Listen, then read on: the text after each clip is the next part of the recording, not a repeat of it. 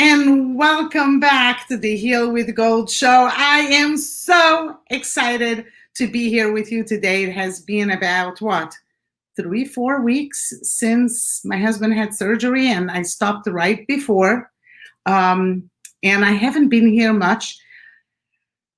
It has been tough, guys. It has been a journey for sure. But the fact that I'm in this world of healing, in this world of dealing with the problems, understanding that we break, but then we mend, and that's okay, it made this whole process so much easier. I see that there's people here. If you don't say hi, I don't know who you are. That's how StreamYard goes.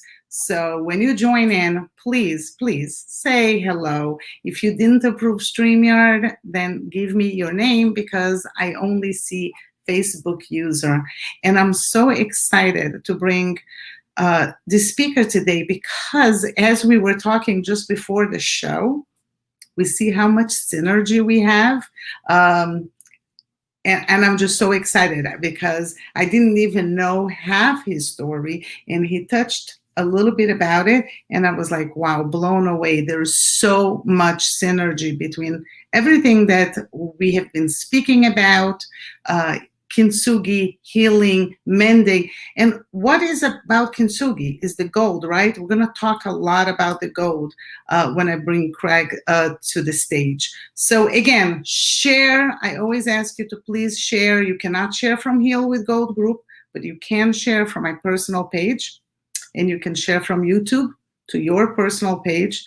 The more people that see this material, the better, because we don't know who we can help, who we can save, change their journey, start their healing through the words. Every speaker brings something unique about their background, about their experiences, their wisdom. And before I bring Craig in, I just want to say one thing.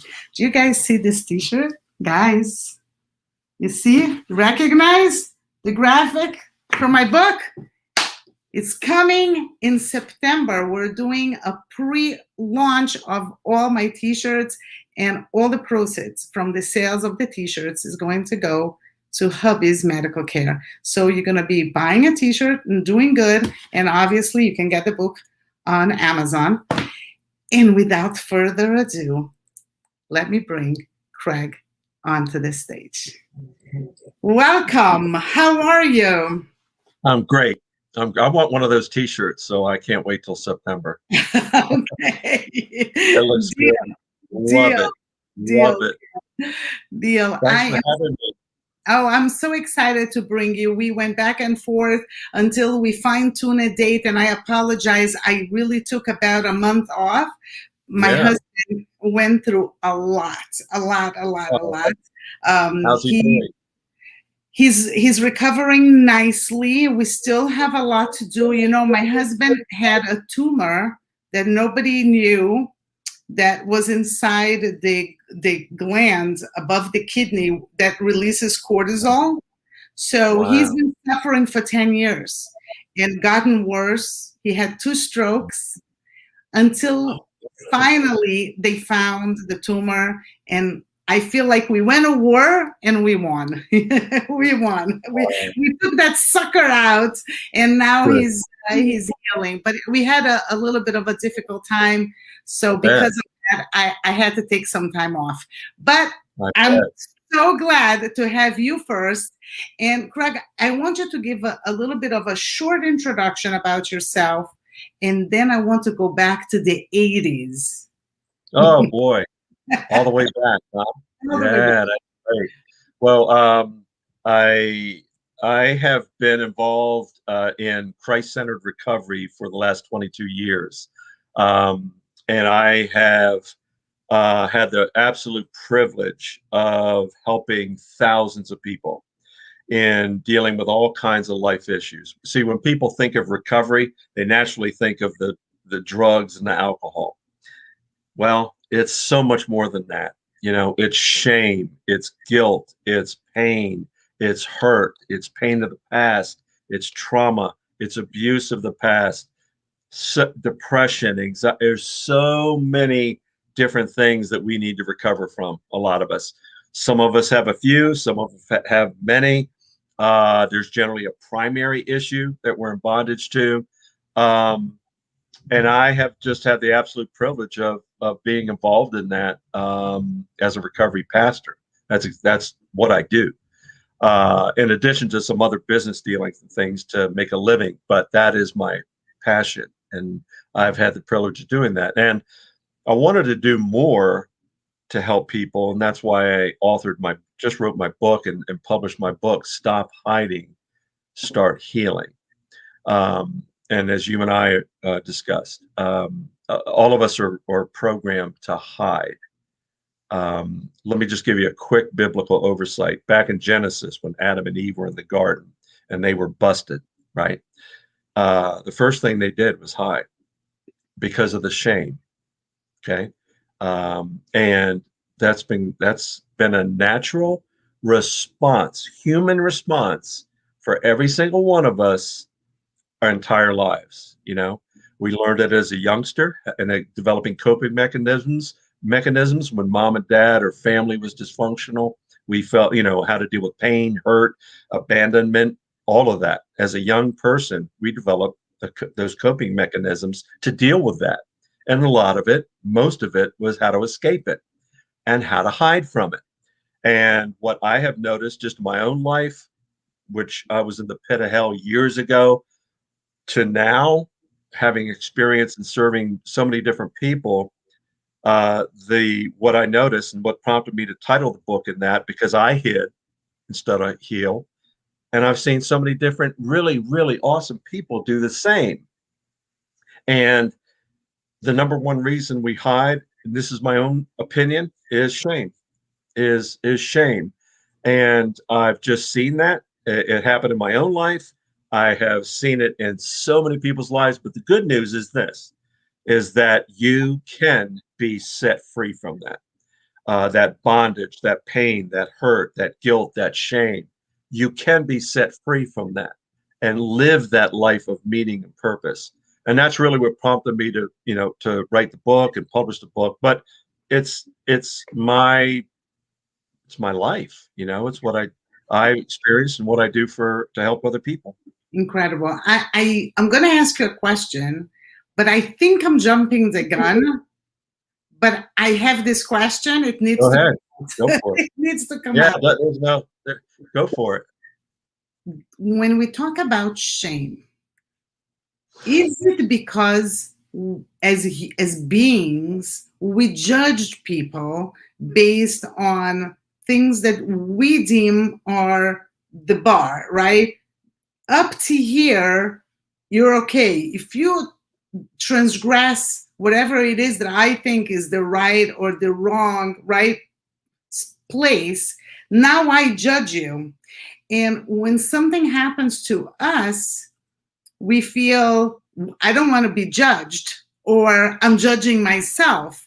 And then we don't want people to see that we transgressed that place or that line that we set up, right? That we set up as that's the line, the baseline. Do you agree with this statement? Totally agree. Absolutely. No, absolutely agree. The shame and why we hide, we wear masks. All of us wear different types of masks because we don't feel good about ourselves inside as a result of that shame. And you're right, there is a standard. There is a boundary, and we don't want. We're willing to go up to here, but I'm not going to show. I don't feel that great about myself. I'll be too embarrassed if I share what is really truly going on in my life, because of whatever situation my life is in. And shame is just it has such bondage, and it just has such a grip that that we will only go so far. And you're right about what others do or feel or what have you. It's very limiting, totally limiting. Do you know my experience from my life is that we grant more grace to other people than we do to ourselves. Well, of course. For example, like when you will tell the story of your background with drugs. If somebody comes to me and tells me my child is taking drugs, he's addicted to drugs, I am going to feel compassion towards that person. But if my child, God forbid, is in this position, I will want to hide it because I'm afraid of what other people will think about how I mothered my child. Oh, there's so many components involved with that. You're absolutely right. You bring up a great point because shame produces condemnation. And we are our own worst enemy when it comes to negative self-talk and condemnation, unhealthy guilt, all of that. When it comes to pain, life struggle, challenge, and we see it in all different ways, though. You know what I mean? And it's so it can be so overwhelming. But the good news is, as you've experienced, and as I have as well, and your listeners probably have to a degree. And if those are struggling, there is a way. There is an absolute way and a path to be set free from that. And I love the heal with gold. I totally get that. The good news is there is a way to be set free. There really is. So It's not permanent. Right. Before we get to that, I want you to go back because I interrupted you with a bunch of questions because my wheels are like spinning. But Right. let's go back. I want people to have an understanding of your background. Okay. Of Sure. your life in the 80s, where you came from, how you know so much about this recovery. Because I've lived it. Every sentence in my book I've lived. Every single. I'm not sitting here saying do this, do that without experience, because everything I am today is a result of my deepest pain, truly. Well, I was born in Washington, D.C., and I've lived in this area most of my life. Grew up in a church home. My father was a minister. Our family, our whole identity as a family was make Father Brown look good. Okay. I think preachers' kids have certain reputations, you know. Um, I would just describe it as a very dysfunctional family we were in because we didn't have our own identity. We never talked about emotions, feelings, or any of that. What I saw from the pulpit with my father was totally different than what I saw behind closed doors at home. He had his own demons, he had his own struggles, and he essentially took it out on my sisters and I. And so as a young person, a young man, as the coping skills I mentioned earlier, I had to develop those. And my sisters and I kind of had to bring ourselves up. My mom was the typical enabler, and she was just everything is make dad look good, make dad look good. And it was hard. That was just hard. And to put, pressure to put on youngsters. And I have such empathy for families that are in those situations where you have somewhat of a narcissistic leader of your home, and everything about the home is about him or her in some situations. So that was very hard environment to be up in. My father and I were not close, really. I could count on one hand the number of things he and I did, father and son, and I'd had fingers left over. He just wasn't interested in the children and our best interests and other things. And so when I started drinking in high school and parties, just the party life and as a high schooler. But when it came time to go to college, I was done. I wanted to get away, and I didn't have any spiritual discipline or any of that, even being in the church. But there were seeds planted that I never knew about. So I get away to college. I went to college. I was supposed to play college basketball. I was a very good athlete, but I had no self-discipline, no self-control whatsoever. And I was just kind of searching, totally searching. So I went to college and I went to the party instead of going to class. and I dropped out of college. So I came back to Washington, D.C., and I took a job at a bar restaurant in Washington, D.C., and unbeknownst to me, it was owned by the largest cocaine dealer on the East Coast back in the early 80s. I'm 19, 20 years old in that, yeah, I think it was 19 or 20, and I got sucked up into that cocaine drug life. It was everywhere back in the early 80s in the United States and every major city. And I entered into the pit of hell, and I operated in the pit of hell, and I was absolutely miserable for a number of for a number of years. And it was dark, it was depressing. I was in multiple car accidents. I was arrested. It was just, I don't have time to share the details, nor would I go too deep with the details, but I've just described it as pure hell. And I operated that way until it was a number of years later. And this is where my spiritual and discipline began to grow and take shape. God obviously had a plan for me, because I was either going to end up dead or this just life of failure and destruction. And it was July 15th, 1985, and I had this epiphany, and I just realized I've got to get out of this. And all throughout, I would be in it, and it was my comfort zone. You see, when we get into pain and we don't know anything else. We're afraid to get out, even though it's really, really painful. But that was my identity.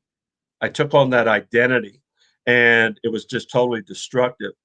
But I over a number of weeks and months, I extricated myself from that lifestyle, and I thought I had done it, right? I thought it was all on me, and that I had done it. And then I started working out again. Became healthy. I was eating better. I was getting a job. Everything changed. But the thing is, I was still miserable.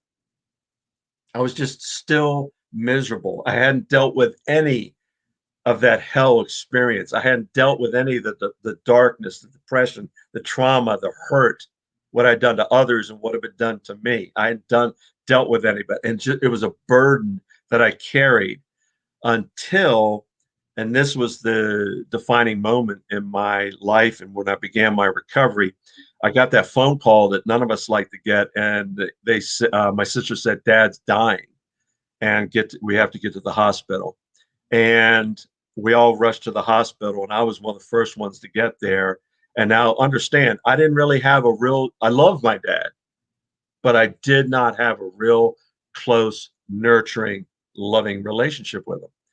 But it startled me enough to get to that intensive care unit and stand by his bed, and my whole life came rushing before me, and it was just startling. And I stood there looking at my dad, and he was breathing heavily. They were trying to manage internal bleeding, what have you, and everything changed. Everything changed. And the very next day, I cried out and I said, "God, I can't do this anymore." I said, "My dad's going to die. I'm a complete failure. I've done nothing with my life, and the pain is just too great in my life. I cannot manage this or control it any longer. God, take this burden from me and take this pain from me." And it was miraculous. It was miraculous, honestly. I've never experienced anything like. I've experienced it in my walk ever since, to different degrees. But that desperation and that pain, the burden was lifted completely. And that day I began my recovery. That day I was honest with myself. That day I took responsibility, and I started to work on all the pain, the shame, the guilt, and the trauma of my past.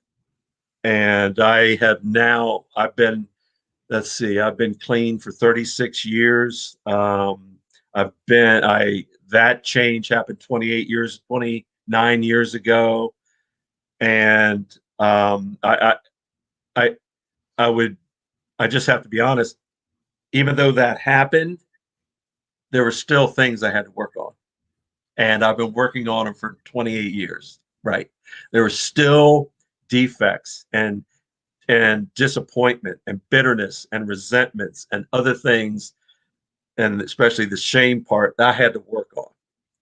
And I can say today that that has been taken from me. Now I have things that creep in every now and then. We all do, right? But that was just absolute amazing experience that I had. And then I was prompted to give back everything that I've been given, what you're doing, everything you and I've been given and that has happened to us. If we hold on to it without sharing and being a beacon of hope and an instrument of peace or love or care, of support for someone else, then we're doing a major disservice in this world. We truly are. So for the last 22 years, I've been a recovery pastor. I have helped thousands of people that have been to the pit of hell like I was, and others that I'm trying to help others avoid going there. But we all have a choice. We all have a gift of a choice. And that is what I have been doing. It's a privilege to be able to do it. And that's kind of my life in a nutshell. This is incredible. I've been smiling. I don't know if outside I'm not looking at my face, I'm looking at your face, but I know I've been smiling because we have so much in common, even though our paths were very different. We both got to that point of complete and utter despair in which we reached out to God. And I share in my book, and I already shared in a video, my husband and I were sitting across from each other on the couch in the love seat at home.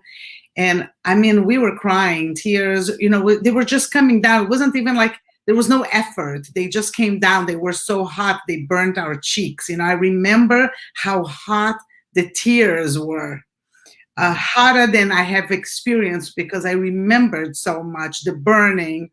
And I said to my husband, you know what, let's go to the beach.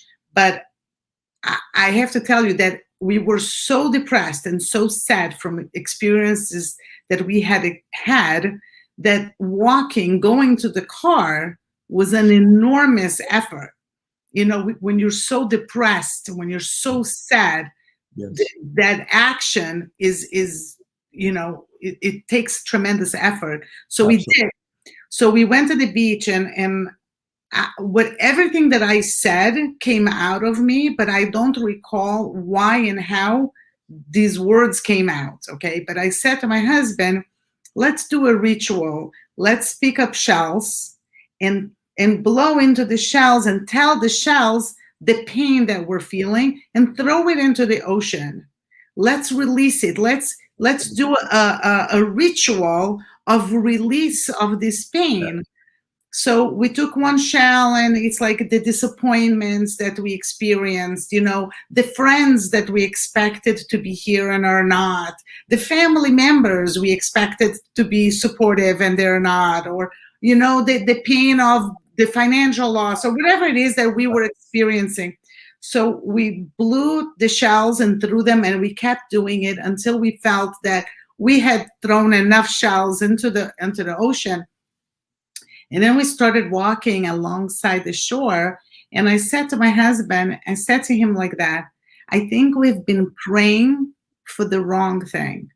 We have been praying for solutions. We've been saying, this shouldn't be this way. It should be this way. We think we know the solutions, what they are. And we were praying for the specific things that we felt were the solutions to our problem. But what if what we think is the solution is not the solution? And what if the solution is that we need to go through it and not around it? We need to experience this, right? And so I said to him, let's just pray that God will give us the strength to go through it. We now understand that there is no solutions. This is the path. The pain needs to be felt, but God can be with you, and then it's not painful. You're not alone.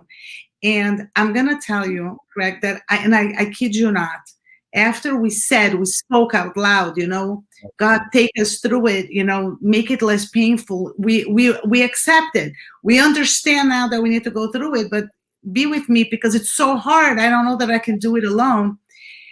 We felt almost that there was a wind behind us afterwards because our pace changed. We were able to walk more straight, more vigorously, and our complete demeanor changed. Our faces, we were looking at each other and we saying, we're not alone, and we can handle, we're going to do this because we're not alone anymore. And it was such a moment that changed. And it doesn't mean that we don't cry since then and that it's not painful and all of that, but the whole thing changed. It was the moment, it was the beginning, it was the beginning of the healing. Beautiful. That is a beautiful story.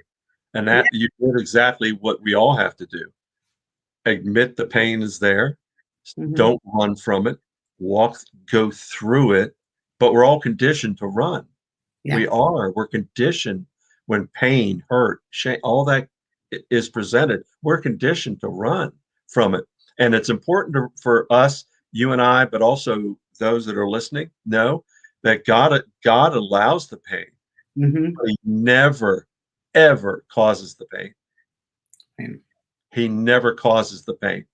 Right. And so many people are so mad at God. I was back when I was in the pit. How could you do this to me? Why? Where are you? Who? Well, he was waiting. He was waiting. I made my own dumb decisions, mm-hmm. stupid decisions, careless decisions, hurtful decisions. It was my doing. And he grieves. God grieves for us, right? And he was just waiting.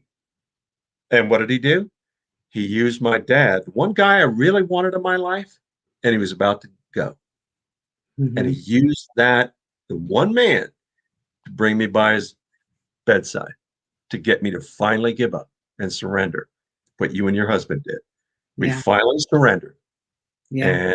And let that wind take us to the next level. Yeah. So it wasn't after this period that I found out about Kenzugi, and the reason I don't always talk about Kenzugi, but I'm going to talk about Kenzugi because I think that there's so much to do with shame, right? Because we break, and we think that because we're broken, we're trash, and we need to throw it out. But the Japanese knew better, and they showed us that we can mend, we can put the pieces back together, and we can highlight what broke with gold. And because once this is fixed with gold, this is so much more valuable. But the lesson about shame in Kenzugi is incredible. Because it is. Absolutely. Most people, when something breaks, they want to put it together in a way that you cannot see what broke. And in Kenzugi, you put gold where it broke. And the idea is that you don't have to be ashamed of your scars. If you do the work and you mend it properly, your scars are going to be what's going to make you valuable. Absolutely. This dish is valuable because of the gold and the scars, because it was once broken, right? Before it broke, this was $1. After this was fixed in Kenzugi, this is hundreds of dollars, if not thousands. Wow. So what broke us, if we mend it properly and if we highlight, right? Yes. That is, when we are stuck in the shame, we are denying this beauty, this special, unique ability that we will have to do good for others. Like you said, right? It was the moment that you said, I don't have to be ashamed of my past. I'm going to use my past to help other people. And now you can say, I helped thousands of people. If you didn't go through the hell you did, right, you wouldn't have the abilities that you have today to help these people. No. That's your gold. You mended your breaks with gold, and you're shining on, and you are using your experience to help other people. Yes, exactly right. We all need to take the gold and Yeah. start highlighting everything that we feel shame that broke us, and lean in and see that those are, in essence, a hidden gift that we could use to make our lives extremely purposeful. Now, it's not less hard, it's not less painful, but once you start helping people, it is the most joy creating life that you can have, because to give the other person a reason to smile and help another person to heal, there is nothing more satisfying. There is no more long lasting joy than this. Do you agree? Totally agree. So tell Totally. us now, I want you to teach us about how to let go of the shame. Because even though I work on my healing and I talk about healing and I work with people, I still recognize shame that I feel. And not everything that it's hard. Even to go through the whole process with my husband, I was very open because I Yeah. want people to know, but it's hard. I'm introverted. It's hard to share. And sometimes there are things that we're a little bit more embarrassed. So, how do we let go? That's a great question. It's important to realize where shame comes from, right? Because oftentimes we feel it, but we're not clear of the source. We're not clear of who's delivering this. Where in the world is this coming from? And the answer is it comes from the pit of hell. It comes straight from the pit of hell. Um, Quick biblical story in the book of Genesis in chapter 3, when Adam and Eve, okay, were first busted, they got caught. First thing they felt was shame. The very first emotion, human emotion, they had everything, but they didn't obey. And as a result, when we don't obey and we're caught, we naturally, the first thing we feel is ashamed. Now, when we were little, how many times did you ever hear from an adult, you ought to be ashamed of yourself? That was a horrible thing to say. Of course, we didn't relate it to Genesis chapter 3 at that time. We didn't know, right? We didn't understand it. But that's where it came from. That was where shame was birthed. So, and this is what I share with people all the time. It's like, you let yourself off the hook, please, because the condemnation and the shame you continue to pile on yourself, you don't have to, it's not, you don't have to do that. It's life is tough enough as a struggle without us, with all the stuff we have to deal with. Without ourselves, we have to speak truth and be, and pray for just that life change and that purpose and that mission, and not allow that shame to hold us in such bondage. So quickly, that's where it came from, and it's been around for absolute forever. And it does. You see, when we go through life experiences, and I experience this a lot with a lot of adults and many different people, it's because of the past. It was a failed marriage, might have been abortion, it may have been some broken relationships, could have been abuse, sexual abuse, physical abuse, could have been any of those that would cause anybody pain and also shame. And what happens is the enemy throws shame at us to keep us in bondage from going to get help. And because I don't want to tell anybody about my past, or I don't want to tell anybody that I was divorced, or I experienced abortion, or I was abused. I can't tell you how many men I have seen liberated in our small group discussions who admitted for the first time that they were sexually abused. They carried that burden of shame since they were 9, 10, whatever year old. And I've helped 50, 60, 70-year-old men who've held on to that secret all their life. And they had such shame, and it prevented them from speaking up and saying something. But when they began to speak up, when they found someone they trust and someone who was safe, someone who they trust and someone who was safe. And your listeners have to understand that you have a lot of friends, a lot of good family, a lot of people that mean well, but you have to be extremely careful who you share the sensitive and delicate areas of your life and your heart with.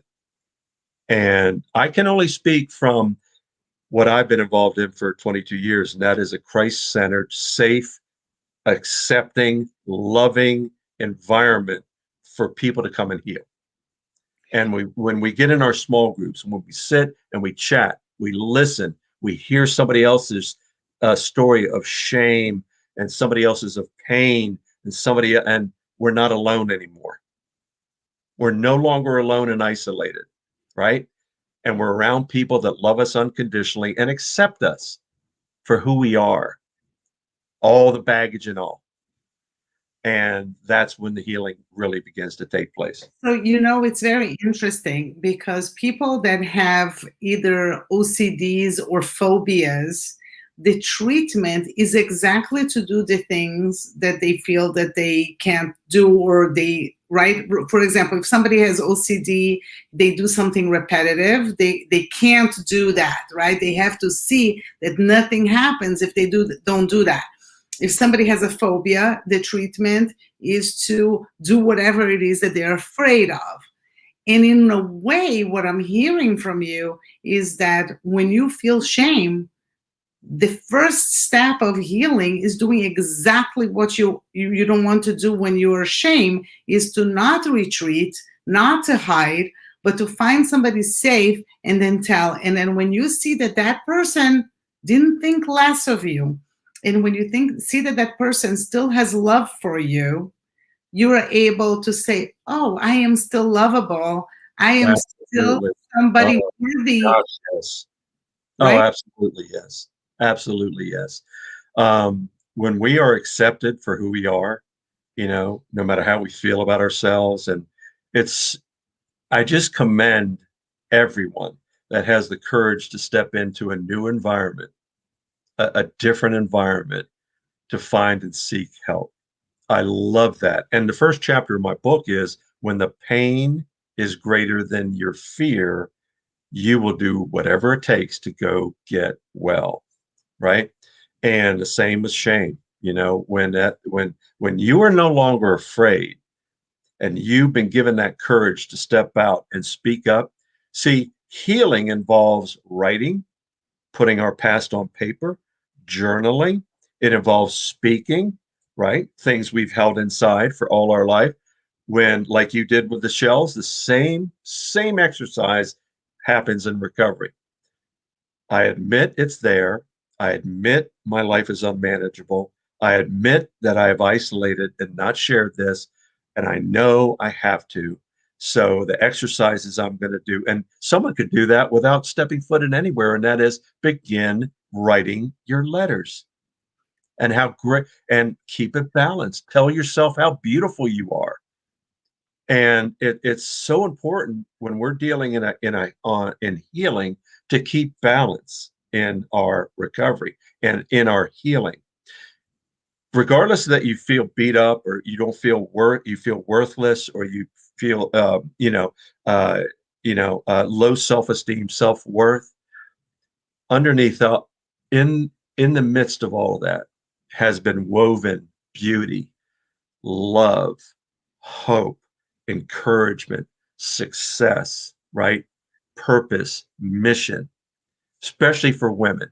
Okay. Especially for women. Guys will say they're good looking. Women, you are angels, and you are a beautiful gift, right? And we have seen, I have just witnessed so many women over the last, 22 years flourish, and they would come into an environment like, Christ-centered recovery, and they don't trust men. They don't trust anyone. And same for guys, we don't want to talk to anybody, but, we begin to trust. People trust their shame more than they trust their healing. And that has to be reversed. They trust the drugs and alcohol more than they do the recovery because the drugs and alcohol, they know it well and it works and they trust it. All that has to be flipped. I just had an epiphany. What?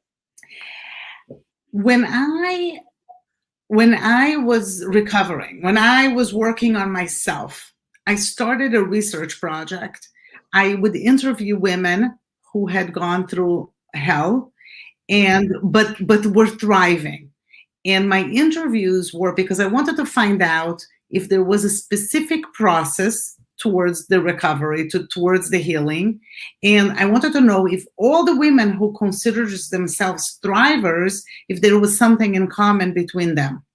Because I wanted to know, do I have what it takes to be a thriver? So I did this research. I wrote the blogs. I wrote the women's stories. I had permission. Originally, I was going to write my book, was going to be a bunch of those stories. But at the end, what I wrote on my book was the top 10 things that all the women had in common. Every single one had those top 10 things in common, and that they applied those 10 things in their recovery. And they have nothing in common, nothing. Not religion, age, ethnicity, background, stories, what happened to them. Everyone was a completely different situation. But the epiphany that I had right now through listening to what you were saying was that when I was hearing their stories, I was loving them. I was respecting them. I was seeing how incredible these women were. I literally felt that I was next to holy people. That's how I felt. I told them, the ground you're on is holy ground, because your recovery, the work that you did, such an amazing work. And I think that by doing this project, I was able to gift myself the same acceptance that I was repeatedly giving these women. I wasn't judging them. I wasn't thinking that they did mistakes. I was thinking their life sucked. They took it upon themselves to do things that need such Herculean strength to overcome. I'm amazed by these women. Hold on a second. Why can't I give this gift of this love to myself if I can give it to them? But I think that I didn't realize that as I was introducing them, I was accepting myself. Absolutely. Yeah, we do that. Isn't it amazing? You were doing a total innocence, but out of interest, and you received an amazing blessing. Yeah. In that exercise, and we do. We absolutely do. You mentioned something. You mentioned self-love, and that's when you get a hold of God's love. There's nothing that compares. Nothing that compares. And when you're able to do that, and you're able to receive, unconditional love with really good boundaries from other people, that self-love, right, replaces that self-loathing, that self-love.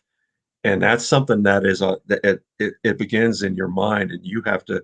And see, recovery and healing is all about reprogramming our mind, and in turn heals our heart, and in turn heals our soul. Right? Our soul gets really beat up, totally beat up.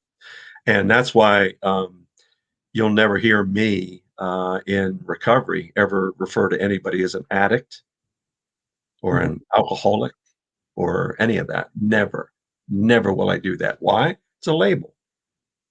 You have a name, and hi, I'm so and so, and I'm a believer, and I happen to struggle with this. I would never ever tell someone to label themselves, or because what that does is it just it enforces the identity that we come in with, and our whole identity changes after we have, the shame is gone, the pain has been lessened, the hurt begins to be healed, the heart begins to be restored, the soul begins to be restored. And suddenly the mission and your purpose in life is totally different. And you begin to really, really love yourself again, and that's just a beautiful place for anybody to get to. And we struggle with that, because of what we did in the past or whatever, Yeah. and we feel we don't deserve it. Oh, yeah, you do. Oh, yes, you do. Absolutely, you do. And then the other part of that is forgiveness, being able to forgive yourself, Mhm. if forgiving ourselves. That's one of the biggest hurdles I see people get around. And they say, Craig, you have no idea what I did. And I said, well, I don't have to, but your forgiveness was taken on the cross. Mhm. Your forgiveness that's where your hope and your forgiveness began. And you have to get to the place where you forgive yourself, and even being willing to forgive other people. You Right. see, that's a that and you and I have talked. We've brought in so many different things, but when that shame, pain, guilt, that self-worth is and new identity, all of a sudden the self-love, but also you're able to be even willing to begin to forgive. Yeah. And that is a major hurdle for folks to get over. But when you do, oh man. I think that we mistake the reason for being on this planet. I think that we mistaken the concept that we come here to have a great life, to go and enjoy and to travel and to have fun, and then every bad thing that happens, it happened to us. But the reality is that we didn't come to this life just to enjoy all the enjoyments are gifts, Yeah. but the rest of the stuff is the hard work, Yeah. is really the reason for coming to this earth, to overcome certain things and grow as human beings.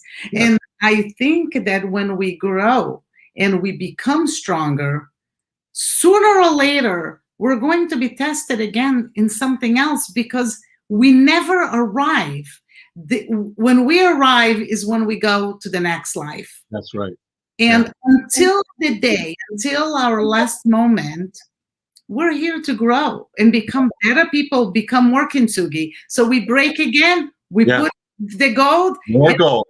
again, and Bring the gold. Yeah. bringing the gold, right?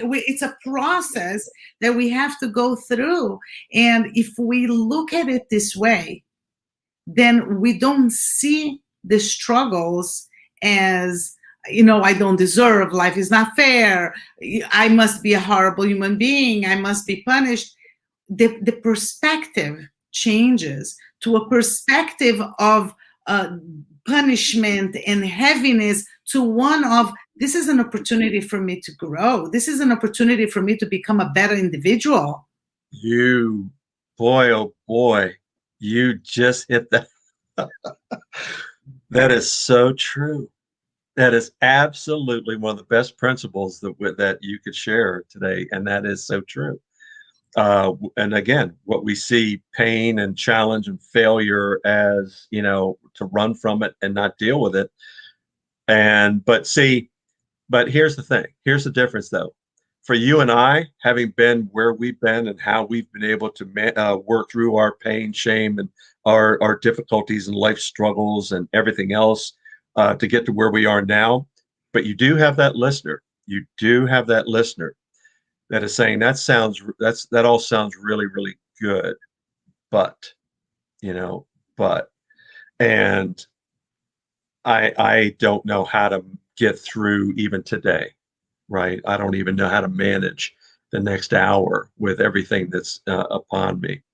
And that just takes an abundance of empathy on behalf of you and myself and other people helpers to be able to share the steps and processes like you have your book and just that example of the gold. And the gold is available to every single one of us. Yeah. Every single one of us. And yeah, we're going to crack every now and then, no doubt about it. I've been through some, since the pit of hell, I've been through some very, very painful life situations. And again, I had to rely on my experience, that how I got through it before. And I would then depend on and enact the same process action plan that I would, that I used. And some I had to, modify it, because that life 10 years ago, 20 years ago is a little bit different today, but through practice and outlook and perseverance, yes, absolutely. I'm gonna You're anybody, you can make it. You can. Absolutely. I'm going to share something with you. A woman from my group. I've known her before. She's also an author, and she shared. I interviewed her. That's how I met her. I interviewed her, but she shared something so beautiful. She was doing laundry. She has 9 children. She does a lot of laundry, and she was listening to a podcast, and this person was sharing how she had a baby, and the baby came out, and she's holding the baby, and she's filled with love, complete and total love for that baby. And this woman, the podcaster, is describing how, like, why do I love this baby so much? I mean, it only caused me pain so far. Like, it didn't have an opportunity to do anything of redeeming value. It caused me pain. I'm in the hospital. I don't feel good. My body's not the same, but I'm filled with this incredible free love, right? So this friend of mine, April, if you're here, say hi. April said, I suddenly realized in that moment, started realizing, and she said, that's how God loves me. How did I not see that? Because when difficult things happen, and this is a question that I called somebody that I really trust and love so much, Aliza, who I also interviewed.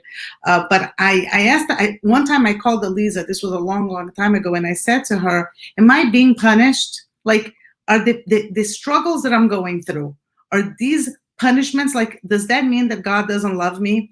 And she told me, look at Sarah, Rebecca, Leah, right? The mother. How was their life? Their lives was lives also filled with pain, right? They were barren. They had to let their kids go. I mean, if you assess their lives from the perspective of today, you would say that they had very difficult lives, but you never question that God loved these women, right? They were the matriarchs, right? Absolutely. Yep. So why, maybe you are being tested with big tests, with big challenges, because you're so loved, like he loved the matriarchs. But it was a moment when she told me that it's shifted that view of I'm not loved and I'm being punished to I am loved a lot and I'm being challenged a lot because I have the ability to overcome it. I'm giving this challenge, this opportunity, to see if I can rise and I can become this beautiful Kenzugi.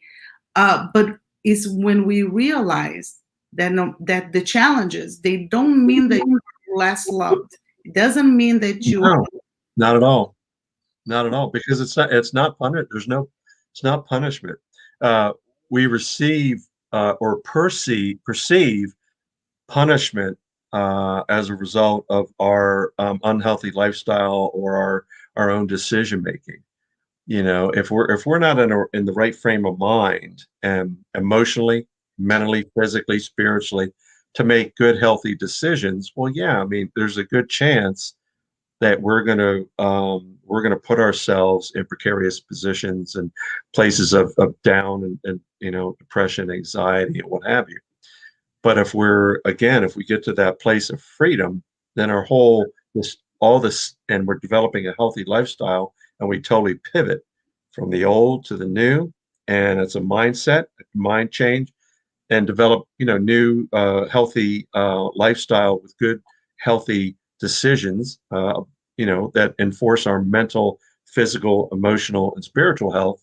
It's a whole different process. It's a whole different way of life, and it's available to every single person. And There's no condemnation. Again, comes from the pit of hell, um, and we can be guilty of laying it on ourselves. It truly by some of our decisions that we've made, but it's certainly not coming from that beautiful place of where God is just a loving God, and has an abundance of that, for every single one of us. He just does. You talk about gold. Oh my gosh, he has a ton of gold, you know, Yeah. ton of gold for broken people like us. Right.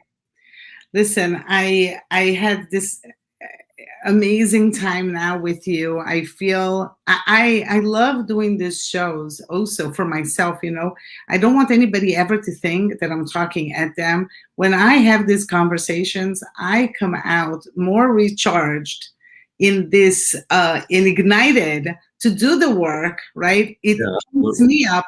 And that's why I think it's very important for people to listen and to share and to invite friends to communities such as this and others, Yes. because the work doesn't end. The moment that you feel you have achieved, you are right about to fall. If you're alone, why, right? So keep these relationships. Surround yourself with loving, compassionate, wise people that are accepting and not judging. Be that kind of person to somebody else, right? Write. I Absolutely. love what you said about starting to write. I had 2 or 3 videos, interviews, just about that, just about writing. Yeah. Write, it's not, you don't have to be published, but write. No. So cathartic. Yeah. There oftentimes we struggle because a loved one has passed away, and it was that loved one that caused so much harm in our life. And in order to offer forgiveness, see, when you offer forgiveness, you're not doing it for them, you're doing it for yourself, Mhm. right? And I tell people all the time, write them a letter.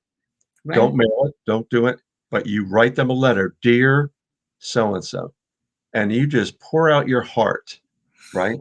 About whatever transpired, how it affected you, the cause, the effect, where you are now, and be able to do. And sometimes you might have to write 3 or 4 or 5 letters.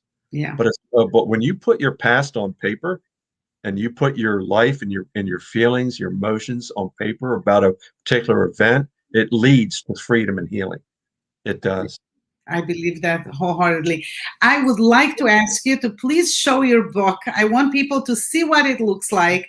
I never do sales, but I encourage people to read good things. Stop hiding, start healing. Craig Brown. Craig, this was such an amazing time, an amazing hour. I'm so grateful for your wisdom. I'll ask you to send me the link. Sure. Any link that you want to share, because I would like to share that with my peeps, and the link to the book. And I try very hard. This last month I wasn't good because of my husband's health, but I try to read a book a week. So I will be reading your book, and I encourage everybody to choose material that Yes. is healing, that it's beautiful, that will help read good stuff. Choose. You said Yes. it's a choice, right? And I always say joy is a choice. Healing is a choice. It's a choice. It's not easy, but it's a choice that we can make. And with help with your friends and community and prayer and God, you are able to succeed and achieve. Absolutely. Yeah. Any, Yeah. I any mean, you weren't. I want you to share with us some great parting thoughts that for us to take it for our week. What I was going to say is everything you've ever wanted is on the other side of fear. Yeah. Everything. Um, and secondly, you're not alone. I know you feel isolated. If your listeners are struggling, I know you feel isolated. I've done it myself. Actually, it's one of my defects. I mean, if I get completely out of balance, I'll kind of close down and retreat, and it's something I have to be fully aware of. And recovery is all about self-awareness, developing self-awareness. And one of the best things you can ever do is get to know you. Get to know you. You're the most beautiful person in your life. Get to know you, but you're Yeah. not alone. You're not I'm gonna, alone in this. I'm gonna add one thing to what you said about the get to know you. I think that we try so hard, I think the media and everything that we hear is like, Too much noise. find all the good things about ourselves. But it's just as important to know our weaknesses, not for putting ourselves down, but Yep. to know who to reach out for help with those things that we have, those weaknesses, right? Absolutely. If you Yeah. know that you retreat when you're in pain and you're trying to work on that, have Yeah. that one person that knows that and reach out to that one person. Say, you know what, I'm in pain right now. I want to retreat. What do you think I should do? But have that support for your weaknesses, right? Absolutely. I'm a person that I'm not very patient. I like to do everything very fast. I am very fast. So I married somebody who is extremely slow and very patient. And he's my balance. Yeah. He Yeah. calm down, slow Yeah. down, Oh breathe my. a little. My wife and I are the same. Totally. Yes. She's so boom, go. And I'm like, no, time out. Wait a minute now. I need to process this. Yes. But that's good. It's balance, right? It is. We need it in life. Absolutely. And the other most important thing too, don't only concentrate on the bad. Right. Concentrate also on your beautiful gifts, Right. Gratitude. and your talents and what you are good at and how, the beauty in you. Right. I always tell my kids like that. When you buy something new, like a new outfit, you have to give something that's old and you're not wearing out to somebody else. You got something new, you give something out. If Wow. you tell yourself, I'm fat, which I sometimes say that way too much, then I have to say to myself something good. You never put yourself down without giving yourself also a good word. Right. Yeah, I did this. Maybe I could do better next time, but I'm great at that. Yeah, I know. I understand. Totally understand. But balance is so important in when we're dealing with emotions, and what have you in our life. You have to keep it balanced. It's very important. Yep. Craig, thank you so much, so much. I can't wait to continue our friendship. And I will post your information. And I want to say goodbye to everybody. I am so happy to be here. I'm actually planning on bringing my husband to do an interview with him, talk about what he went through in his health. He doesn't have social media. We're trying to think about all of the details around it, but that may happen this coming Sunday at 8 p.m. So keep watching and join us at that time. I love you all. Have a great end of week.